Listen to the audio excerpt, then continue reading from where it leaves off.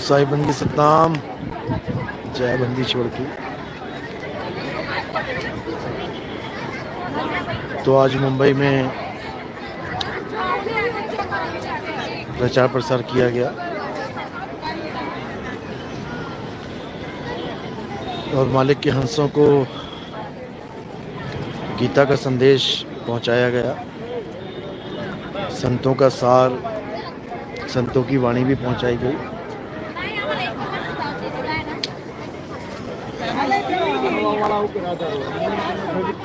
धीरे धीरे सारा समाज जागेगा,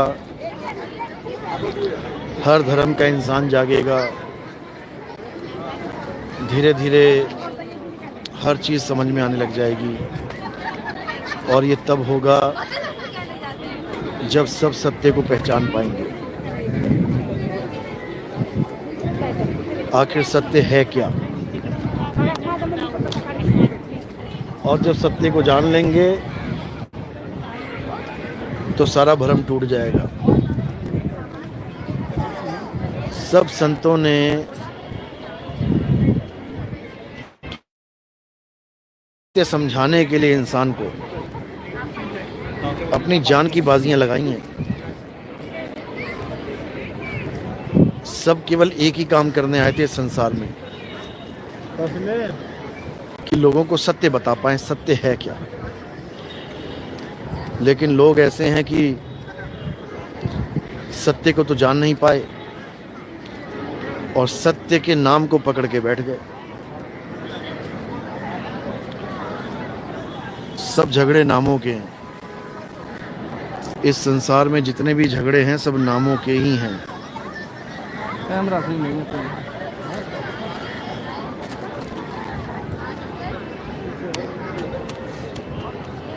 तो जिस दिन इतनी बात समझ में आ गई कि सत्य नाम से परे है,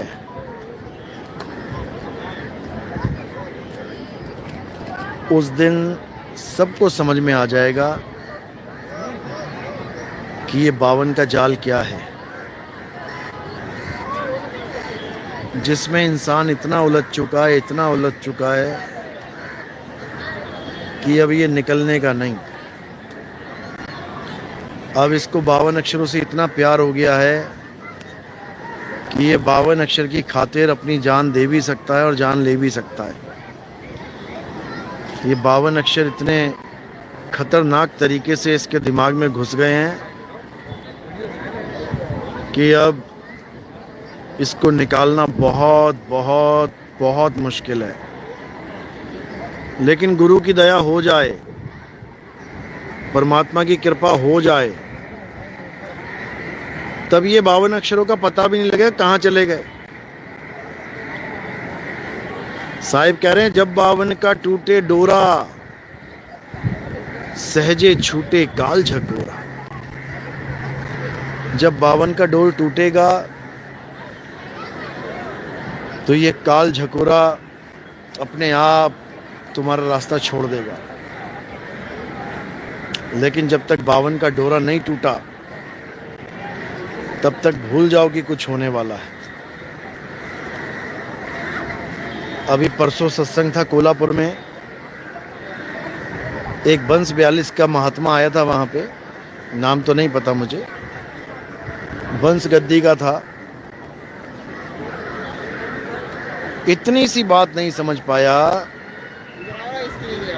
कबीरपंथी होकर कि 52 अक्षर इंसान की उपज है। इतनी सी बात नहीं समझ पाया। 1 घंटा बहस हुई, लेकिन निचोड़ क्या निकला?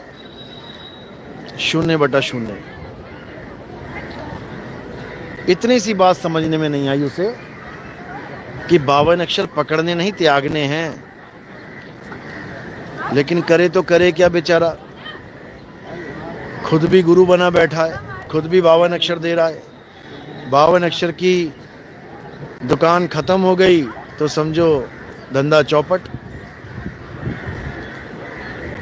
इसीलिए ये लोग 52 अक्षर को नहीं छोड़ना चाहते। 5 नाम का जिक्र हुआ, मैंने समझाया भैया 5 नाम पानी के 5 नाम हैं। एक नाम भी अगर पानी का जान लिया कि इसको पानी कहते हैं तो 5 नाम जानने की क्या जरूरत है। जिस भाषा के देश में जाओगे, हिंदी भाषा के देश में आ गए तो पानी जान लिया बहुत है, अंग्रेजों के पास चले गए वाटर जान लिया बहुत है। तुम एक ही भाषा के 5 नाम बता रहे हो, जल, वाटर, नीर, तोय, पानी। यह देखो उनका नाम भी लिख दिया, कोई भगत लग रहा है। ये कोल्हापुर में भगत है लग रहा है सत्संग में। रघुनाथ साठे उनका नाम है। अच्छी बात है, नाम बहुत प्यारा है रघुनाथ के नाम पे। लेकिन काश ये विवेक भी इतना ही प्यारा होता, इतना जागृत होता तो सोने पे सुहागा होता। लेकिन वही बात है कि नाम तो रघुनाथ रख लिया है, लेकिन 52 अक्षर छूट नहीं रहे हैं।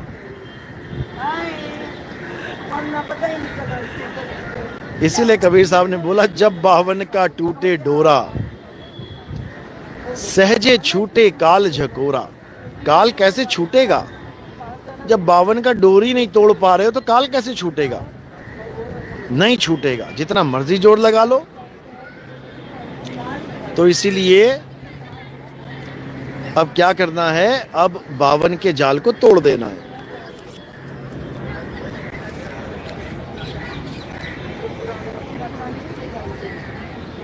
अपनी तरफ से बहुत बढ़िया तर्क दे रहे थे वो कि 5 नाम सतपुरुष को लखाने के लिए दिए जाते हैं, यानी 5 प्रकार से लखाया जाता है। बताओ, एक सतपुरुष को अगर एक नाम से लखा दिया जाए तो दूसरे नाम की जरूरत ही नहीं है।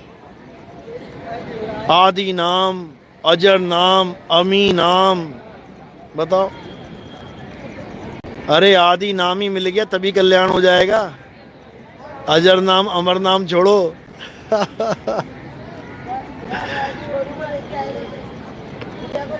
लेकिन आदि नाम करने से भी आदि नाम थोड़ी नहीं मिल जाएगा। आदि नाम जानना पड़ता है, आदि नाम है क्या।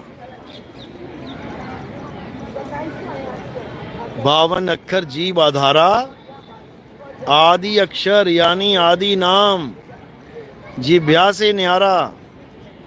परमात्मा का असली नाम बोलने लिखने पढ़ने में नहीं आता।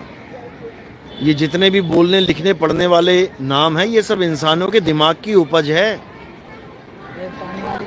ये इंसानों के द्वारा बनाए गए हैं और इंसान इनको जप जप के सोच रहा है मेरी मुक्ति हो जाएगी। कभी होने वाली नहीं है। इसलिए इस काल जाल को तोड़ना है तो 52 के जाल को तोड़ो।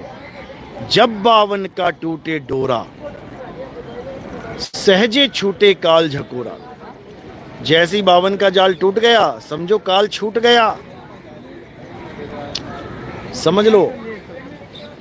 लेकिन इसको इतना आसान नहीं है छोड़ना। बड़े बड़े ऋषि मुनि पीर पैगंबर औलिया ना छोड़ पाए, एक आम इंसान की क्या हैसियत है।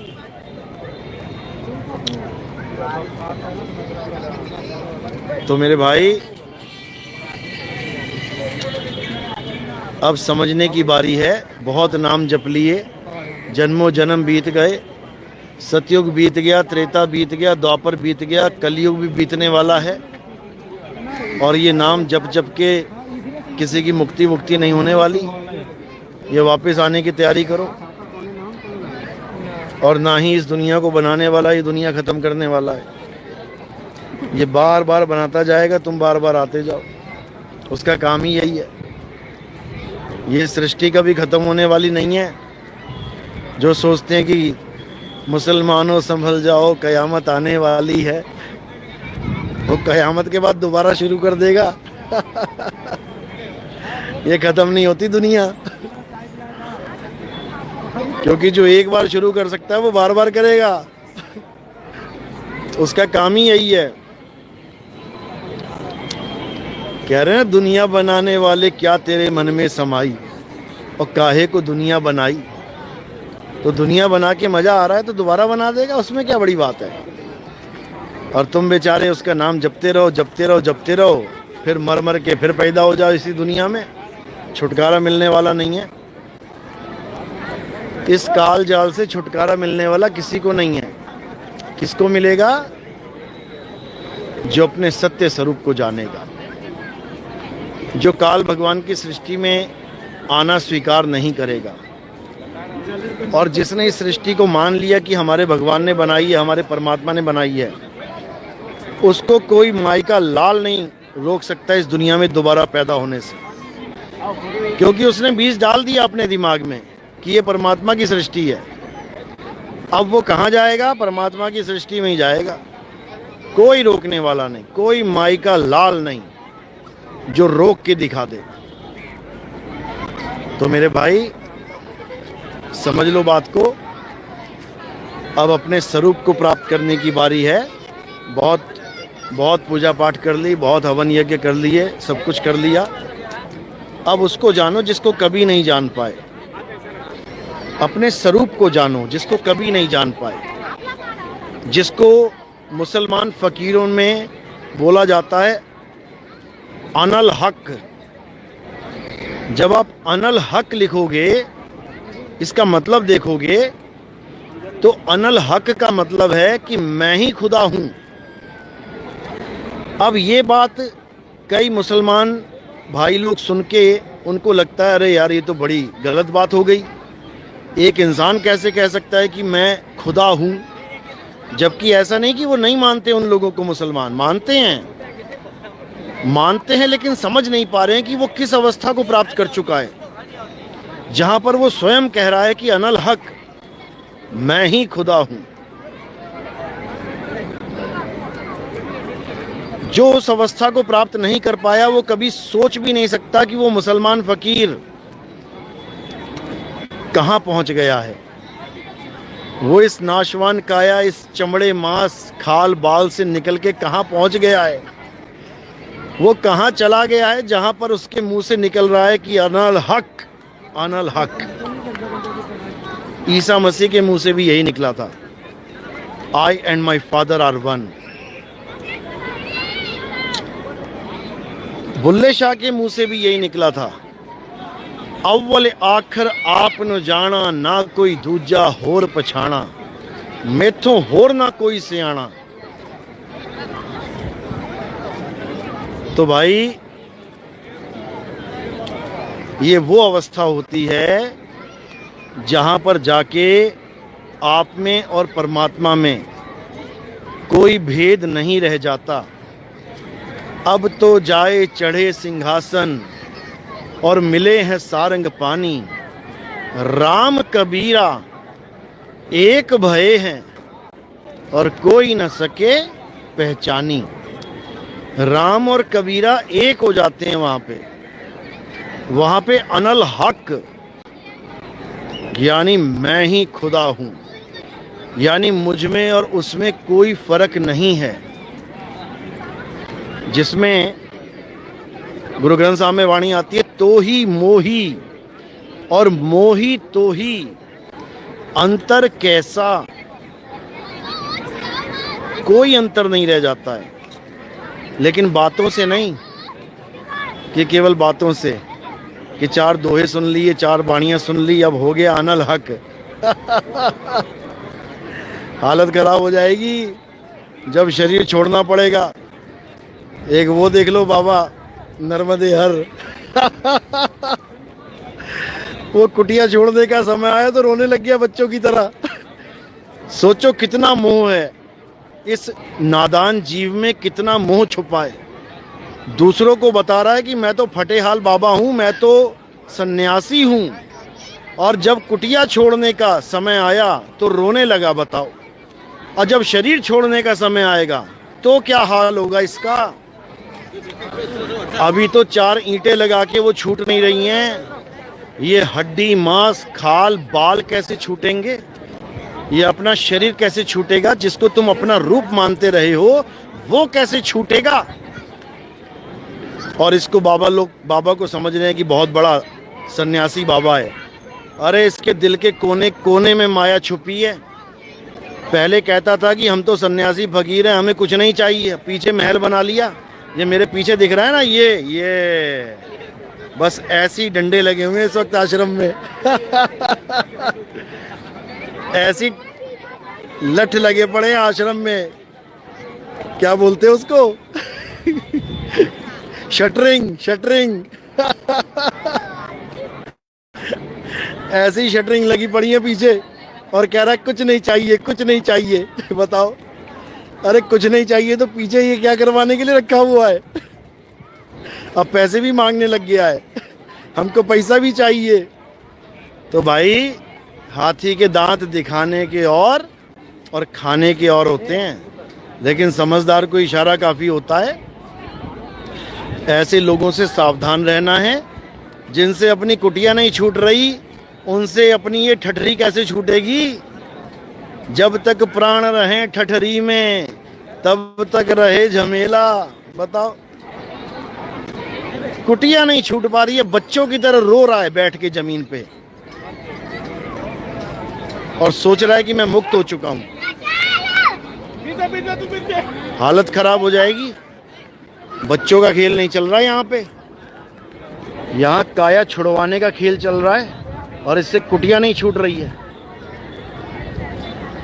तो भाई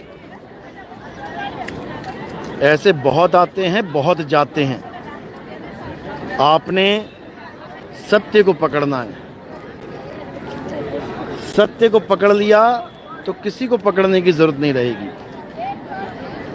उसके अलावा सब झूठ है संसार में,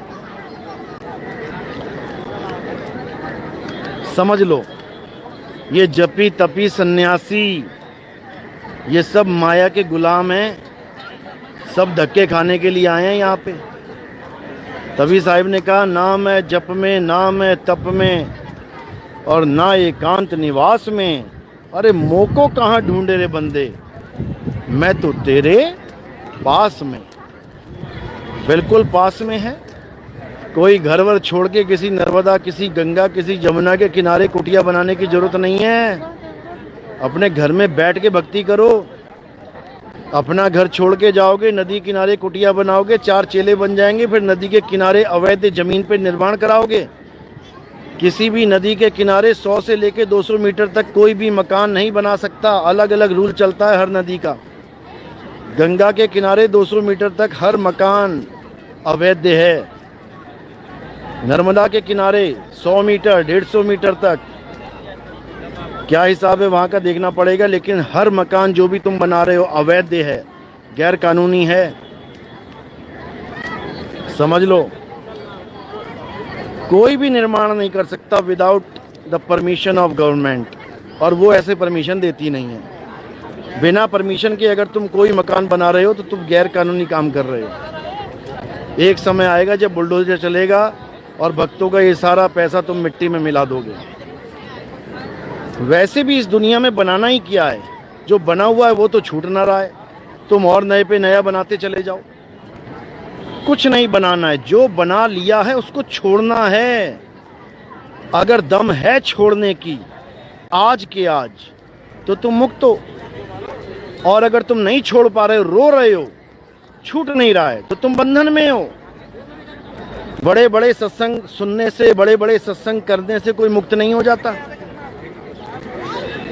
ये जो YouTube का चलन चला हुआ है ना, इसकी सुन लो, उसकी सुन लो, उसकी सुन लो, फिर खिचड़ी पका के अपनी तैयार कर लो तड़का लगा के। बेटा बातें नहीं होती हैं ये कि बातें करना सीख ले और काम बन जाएगा। ये अपना निज अनुभव होता है, अपना स्वरूप ज्ञान होता है। स्वरूप ज्ञान है तो बोलो, और स्वरूप ज्ञान नहीं है तो मुंह पे उंगली रख के बैठना सीखो। बिन देखे वा देश की और बात करे सो कूर, और आपे खारी खात है और बेचत फिरे कपूर। जो खुद सत्य का बोध नहीं कर पाते कभी और सत्य की बातें करते हैं, दोषी हैं वो लोग, दोषी। उनको महादोष लगता है। ये जितने बाबा जेलों में बैठे हैं ना, इसीलिए बैठे हैं, दोषी हैं ये लोग। बिना सत्य को जाने उसकी बात, उसकी जिक्र करना भी दोष है।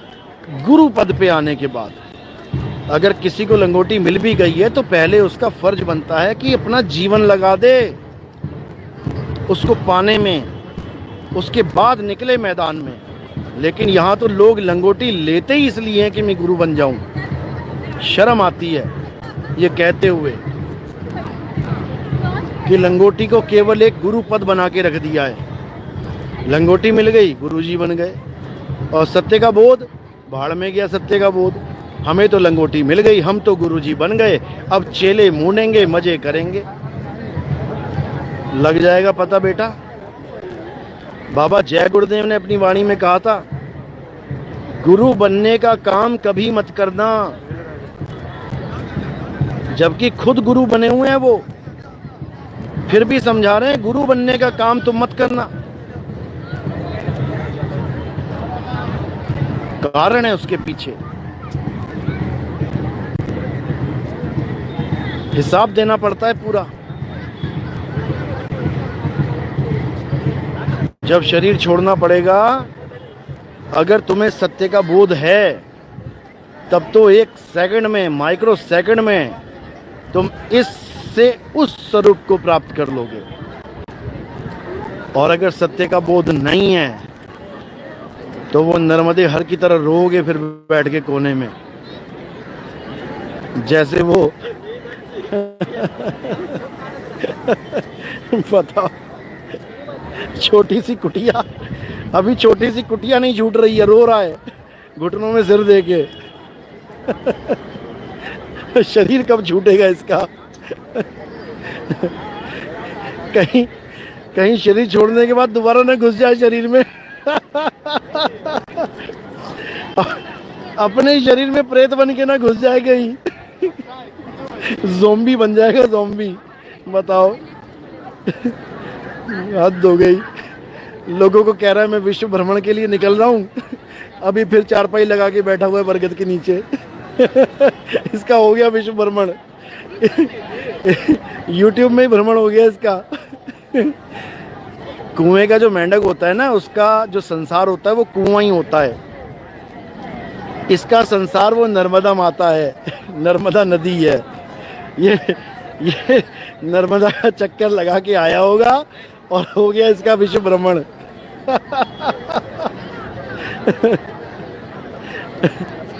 तो भाई सावधान रहो, तुम्हारा अनमोल जीवन है, बर्बाद मत करो, किसी के कहने पे मत जाओ, केवल सत्य को अपनाओ, केवल सत्य को।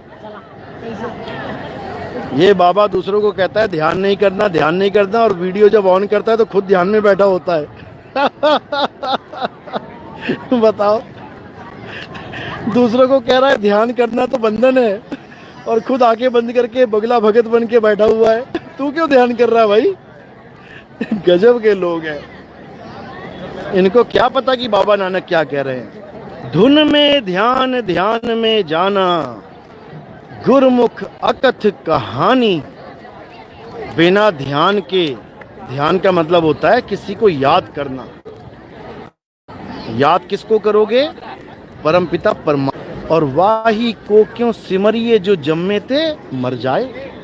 जो पैदा हो रहा है और मर रहा है उसका सिमरन नहीं कर, उसको याद नहीं करना है, इन बाबा लोगों को याद नहीं करना है, इन शरीरों को याद नहीं करना है। ये सारे बाबा लोग अपने शरीर को याद करवा रहे हैं। सुबह से लेकर शाम तक तुम बाबाओं के शरीर को याद कर रहे हो। मारे जाओगे, मारे जाओगे तुम। अविनाशी आत्मा हो तुम, और किसको याद कर रहे हो? नाशवान शरीर को। मारे जाओगे फ्रीफंड में। तो क्या करना है? अब आत्मा को याद करना है, अपनी आत्मा को याद करना है। कैसे करेंगे? जब तुम्हारे जीवन में तत्वदर्शी संत आएगा, जब तुम्हें भेद बताने वाला, तत्वों का भेद बताने वाला गुरु मिलेगा। कौन से तत्वों का भेद? एक असत्य तत्व और एक सत्य तत्व। असत्य तत्व यानी शरीर, इसको छुड़वा देगा। सत्य तत्व यानी आत्मा, इसको लखा देगा। एक छुड़ाए एक लखाए, तब प्राणी निज घर को जाए। तब तुम निज घर को जा पाओगे, तब तुम्हारी मुक्ति होगी। नहीं तो यहीं जन्म मरण में धक्के खाते रहोगे। कुत्ता, बिल्ली, हाथी, घोड़ा, सांप, बिच्छू, पता नहीं क्या क्या बनाएगा ये तुम्हें, क्योंकि इसने यही कुछ बना रखा है दुनिया में, और तुम्हें भी बना के नचाएगा। सबको नचा रखा है इसने। तो क्या करना है? अब बचना है। कैसे बचोगे? हर प्रकार की नाशवान वस्तु का ध्यान छोड़ के, जो भी संसार में नाशवान वस्तु है उसको छोड़ दो, और पकड़ना किसी है? जो अविनाशी है। क्या कह रहे हैं कृष्ण जी गीता में? आत्मा को जानो। अगर तुमने आत्मा को नहीं जाना और सारी उम्र तुम नाम जपने में लगे रहे, राधे राधे, कृष्ण कृष्ण, हरे राम हरे कृष्णा करते रहे, कबीर कबीर, नानक नानक करते रहे, अल्लाह अल्लाह, वाहिगुरु वाहिगुरु करते रहे, तो मेरे भाई बहुत हालत खराब होने वाली। तो इसलिए सत्य को जानो। सत्य क्या है? सत्य परम तत्व है। कबीर साहब कह रहे हैं, श्वासा की कर सिमरनी और कर अजपा का जाप, परम तत्व का ध्यान धर, सो हम आपे आप। क्या करना है? परम तत्व का ध्यान धर। हिंदू है तो हिंदू हो के अपनी आत्मा यानी परम तत्व का ध्यान धर। मुसलमान है तो मुसलमान हो के अपनी आत्मा यानी परम तत्व का ध्यान धर। सिख है तो सिख हो के अपने परम तत्व का ध्यान धर। ईसाई है तो ईसाई हो के परम तत्व का ध्यान धर। परम तत्व का ही ध्यान धरना है और नाशवान तत्व को त्याग देना है। बस इतना सा काम है। ये कर लिया तो जन्म सफल, और नहीं किया तो भैया विफल। आ जाओ फिर, चक्की तो चली रही है। काल चक्र चक्की चले बहुत दिवस और रात। अगुण सगुण यानी निर्गुण सरगुण यानी निराकार साकार, दो पाटले तामे जीव पिसात। तो ये जीव इसी में पिसेगा, बच नहीं सकता। बचने का एक ही रास्ता है, अपने सत्य स्वरूप को जान लो, बच जाओ। वो सत्य स्वरूप जिसको कोई मार नहीं सकता, काट नहीं सकता, जला नहीं सकता, सुखा नहीं सकता, भिगो नहीं सकता। बाबा जय गुरुदेव ने अपने सत्संग में बोला था एक बार, क्या बोले कि बच्चा, इस दुनिया में ऐसा कोई अस्त्र शस्त्र नहीं है जो मेरा कत्ल कर सके, जो मुझे नाश कर सके, जो मुझे मार सके। लोगों ने सोचा बाबा जी की काया ही ऐसी है कि इसको कोई मार नहीं सकता, जबकि वो नहीं जान पाए कि बाबा जी अपने सत्य स्वरूप की बात कर रहे थे, जो अजन्मा है, जो नित्य है, जो शाश्वत है, जो पुरातन है, जो सत्य सनातन है। उस अविनाशी स्वरूप को कोई मारने में सक्षम नहीं है। इसी को गीता में समझाया कि हे अर्जुन, इस आत्मा को ना तो कोई शस्त्र काट सकता है, ना अग्नि जला सकती है, ना वायु सुखा सकती है, ना जल भिगो सकता है। और हम पूजा किसकी कर रहे हैं? जिसको हथौड़ा मारो अभी गर्दन टूट जाए, उसकी पूजा कर रहे हैं। जिसको आग लगा दो अभी जल जाए, उसकी पूजा कर रहे हैं। जिसको पानी से सुखा दो, पानी से भिगा दो, हवा से सुखा दो, उसकी पूजा कर रहे हैं। नहीं करनी है, नहीं करनी है। किसकी करनी है? आत्म स्वरूप की करनी है। उसके अलावा सब झूठ है, सब अज्ञान है। लेकिन जब तक आत्मभेदी गुरु नहीं मिल गया तब तक कल्याण होने वाला नहीं है। तो क्या करना है अब उस आत्म तत्व को जानो जो हमेशा से तुम्हारे पास है। एक पल भी जिसके बिना तुम रह नहीं सकते, वो तुम ही हो। क्योंकि तुम अपने आप को शरीर मान बैठे हो, इसलिए तुम्हें लगता है आत्मा कुछ और चीज है, जबकि शरीर कुछ और चीज है। आत्मा तुम ऑलरेडी हो, शरीर कोई और चीज है। हड्डी है, मांस है, खाल है, बाल है, पसीना है, थूक है, लार है। तुम नहीं हो,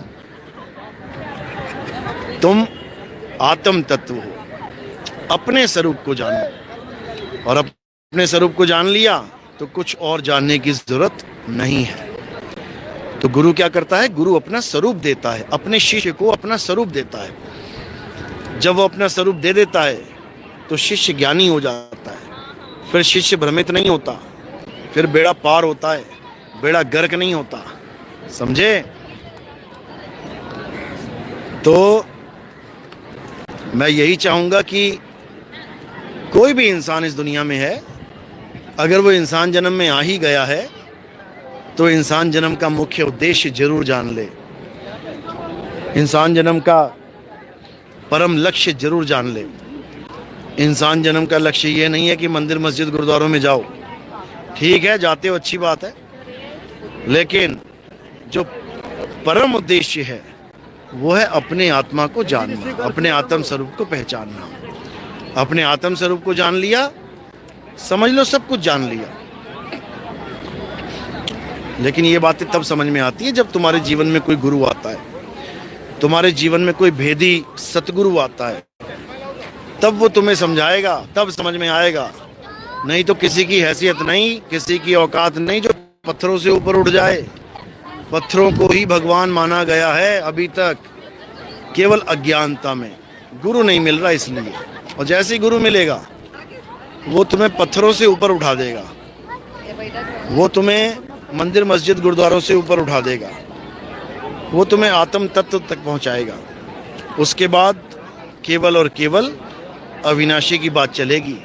फिर नाशवान वस्तु खत्म हो जाएगी, क्योंकि फिर सत्य और असत्य की बात चलेगी। और जब सत्य समझ में आ गया तो असत्य अपने आप दिल से उतर जाएगा। ये रंग बिरंगी दुनिया जो तुम्हें दिख रही है, ये दुनिया अपने आप दिल से उतर जाएगी जब सत्य को जानोगे तो।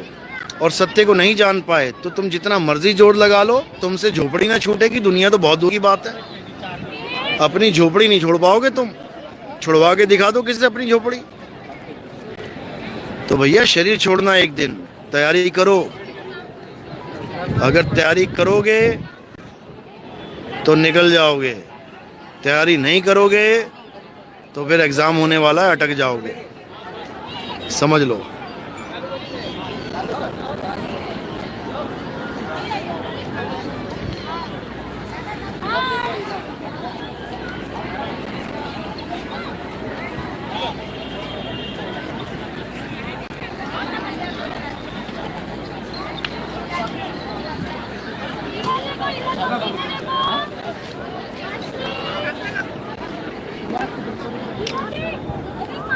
सतनाम सतनाम सतनाम। तो जय गुरुदेव बाबा ने कोई कसर नहीं छोड़ी है, अभी भी समझ लो। बहुत से संत उनकी वाणियाँ उठा उठा के क्या अपने ऊपर फिट करते हैं, जबकि बाबा जय गुरुदेव की वाणियाँ और कबीर साहब की वाणियाँ, नास्ते दमस की वाणियाँ, अन्य संतों की वाणियाँ, ये सब एक ही टारगेट पे, एक ही निशाने पे लगती हैं। समझ लो। और वो जहाँ लगती हैं वो कोई शरीर नहीं है। ये महिमा किसी शरीर की नहीं गाई गई है। कबीर सागर में तो यहाँ तक लिख दिया गया कि उसकी छाया नहीं होगी। जो पूरे जगत का तारणहार आएगा उसकी छाया नहीं होगी। यहाँ पे सारे बाबा जी फेल हो जाएंगे। और ये परम सत्य है कि उसकी छाया नहीं होगी।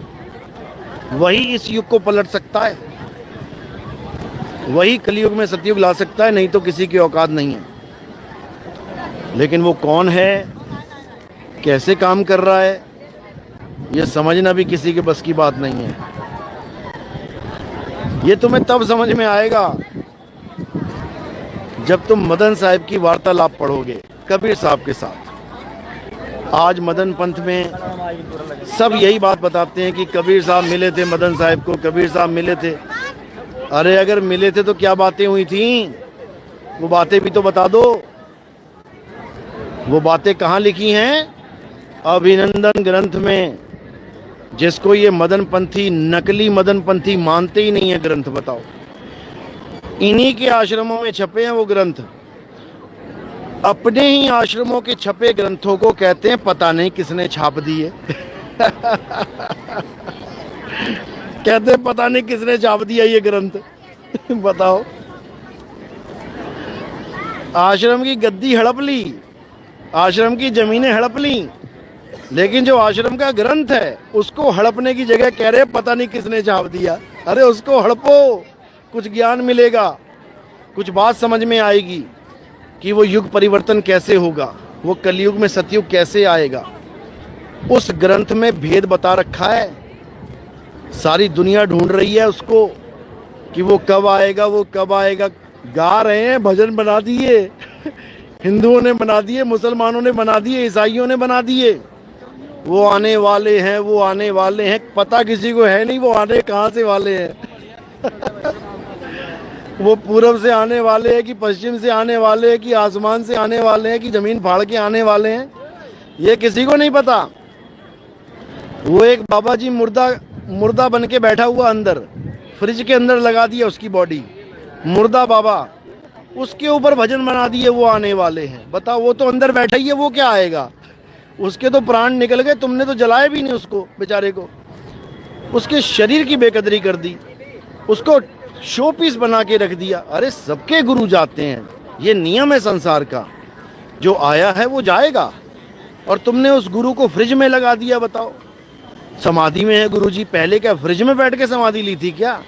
समाधि में अगर कोई होता है तो उसका शरीर कभी नाश नहीं होता, खराब नहीं होता। तुम फ्रिज से निकाल के दिखाओ जरा 2 दिन, अभी बदबू मारेगा, क्योंकि कोई समाधि विमाधि में नहीं है भैया, वो शरीर छोड़ के जा चुके हैं। लेकिन नहीं, माया का खेल चल रहा है। उसी डेड बॉडी के दर्शन करवा करवा के लोगों से लाखों रुपए लूटा जा रहा है। सब माया का खेल है। अगर तुमने सच में जानना है कि वो आने वाले हैं, वो कहाँ हैं, तो मदन साहिब का ग्रंथ पढ़ लेना, अभिनंदन ग्रंथ, तुम्हें समझ में आ जाएगा वो कहाँ है। नहीं तो ढूंढते रह जाओ, ढूंढते रह जाओगे, ये सपना लेके बैठे रहोगे कलयुग में सतयुग आएगा। ऐसे नहीं आता। कलयुग में सतयुग केवल वही ला सकता है जिसने ये वचन दिया है कि मैं कलयुग में सतयुग लेके आऊँगा। और वो किसने वचन दिया है तुम्हें ये भी नहीं पता। तुम बाबा जय गुरुदेव सोच के बैठे हो कि बाबा जय गुरुदेव कलयुग में सतयुग लेके आएंगे। बाबा जय गुरुदेव ने कहा था जब 4 यज्ञ पूरे हो जाएंगे तब कलयुग में सतयुग आएगा। 3 यज्ञ करके चले गए, 3 यज्ञ करके दुनिया छोड़ के चले गए। चौथा यज्ञ क्यों नहीं किया? क्योंकि उनको पता है वो 3 लोक का यज्ञ है ही नहीं। वो चौथा यज्ञ चौथे लोक में होगा जाके, वो 3 लोक में नहीं होगा। तो चौथे लोक में कैसे जाओगे? वो यज्ञ कैसे पूर्ण होगा? जब तुम्हें चौथे लोक का ज्ञान होगा। अभी तुम 3 लोक में फंसे हुए हो, ये धरती आकाश पाताल में अटके पड़े हो। इससे बाहर निकलना पड़ेगा। जब इस संसार से बाहर निकलोगे ना, तब तुम्हें समझ में आएगा कि चौथा लोक क्या है, और चौथा यज्ञ वहीं होगा। और जैसे ही वहाँ यज्ञ होगा तब सतयुग आ जाएगा तुम्हारे लिए। फिर तुम सतयुग में जियोगे, तुम्हारे लिए कलयुग खत्म हो जाएगा, समझो। तो इसलिए अच्छे से समझो इस ज्ञान को, तभी कल्याण होगा। इसमें मेरा कोई फ़ायदा नहीं है भाई, तुम्हारी ही जान बचाना चाहता हूँ, लेकिन तुम खुद अपनी जान नहीं बचाना चाहते हो तो बहुत अच्छी बात है। लग जाएगा पता, कुछ समय की और बात है। चलो, तो अब कल मिलेंगे आपसे। अब निकलने का समय हो गया है। और 30 तारीख को धार में प्रोग्राम है। 31 तारीख को देवरी में प्रोग्राम है एमपी में। उसके बाद जापान निकल जाना है मैंने, और जापान के बाद जब आएंगे तो 11 तारीख को गाज़ियाबाद में प्रोग्राम है। गाज़ियाबाद में सतगुरु बंदी छोड़ कबीर साहब का प्रकट दिवस मनाया जाएगा, तो गाज़ियाबाद आ सकते हैं जो भी आना चाहे। ठीक है, फिर अब वाणी को यहीं विराम देता हूँ। बोलिए सतगुरु बंदी छोड़ कबीर साहब की सदा ही जय। साहिब बंदगी सपना सपना।